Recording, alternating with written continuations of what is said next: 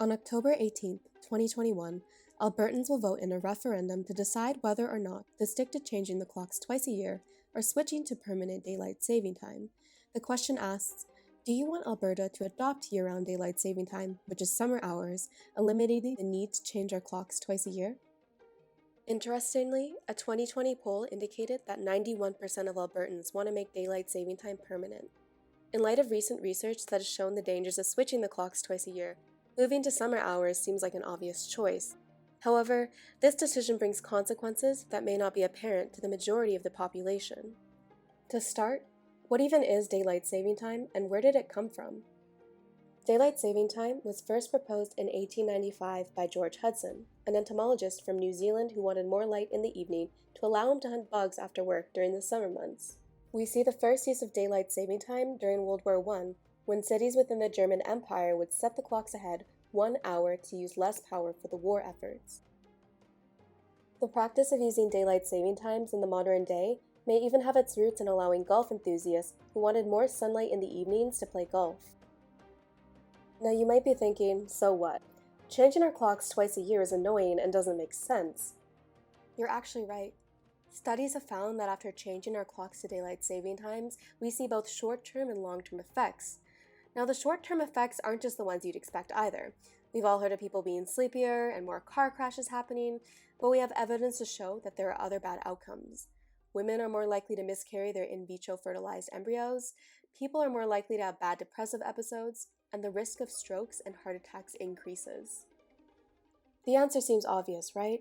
Let's stop changing our clocks and just adopt daylight saving times to avoid the chaos. Well, here's where you go wrong. Let's go back to the basics. Humans are built to respond to the light from the sun to control when we wake up and when we go to sleep. Light travels through the eye and eventually sends a signal to the brain to start inhibiting the release of melatonin, the sleep hormone. Think of it as a traffic guard holding up a stop sign.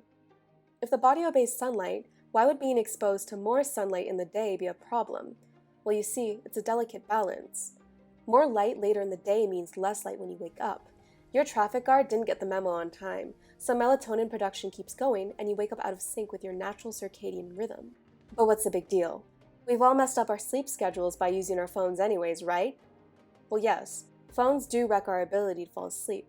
But it's not all your fault. Alberta has always been fighting your circadian rhythms before you even picked up your phone. So let me explain.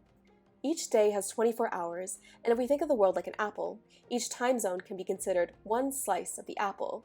They all come together to represent 24 hours of the day, with each time zone spanning about 15 degrees.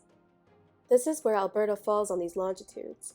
According to this geometric division of the globe, Calgary falls under UTC 8. That's so weird because right now, Calgary follows UTC 7 as its time zone. That ultimately means that Calgarians experience sunrise a whole hour after from when we're supposed to.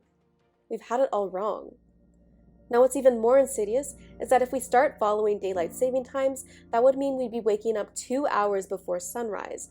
Some scientists even thought having a regular routine would fix the sleep problems that come with daylight saving time. What they found was that the following routine only shifted the people's natural waking signals by 2 minutes, which is a whole lot less than the full hour needed to adjust to daylight saving time. So you might even be thinking by now, why don't we just scrap daylight saving times and go with UTC 8? Well, unfortunately, that's not the best choice either. Even though time zones have been a political discussion, they're really more about science, and unfortunately, Alberta's geography doesn't fall perfectly within the boundaries of the UTC 8 time zone. Eastern cities like Fort McMurray would experience sunrises at 3 a.m. during the summer solstice if we followed the UTC 8 province-wide. So how do we get everyone in Alberta on the same page? Well, the best answer is that we don't. The best page to be on is the one your body can read. Canada already has 6 time zones, and we don't have much of a problem operating as a country.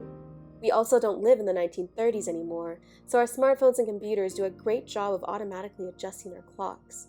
Several US states also have multiple time zones, and it hasn't caused any problems for their economies, traveling, or communication.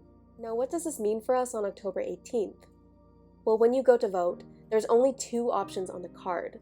Continue changing our clocks twice a year, or be permanently operating under daylight saving time.